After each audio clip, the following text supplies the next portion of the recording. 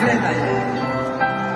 Ovako su danas Dalmacija i Split odgovorili na ono crnilo koje se nadvilo nad mojim rodnim gradom.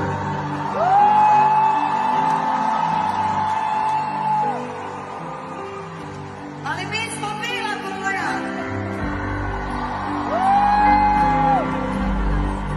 I nećemo im to dozvoliti. Ni u Zagrebu, ni nigdje drugdje. Braća i sestre, svi smo jedna familija. I kad kukavice pod maskama prijete nekoj dici u ime nacije, roda ili boje i kože, znamo da prijete svoj našoj dici. Ali ne znaju da ćemo se mi obraniti i sačuvati od bagre i u Zagrebu, i u Splitu, i svuda. I zato sam napisala jednu pjesmu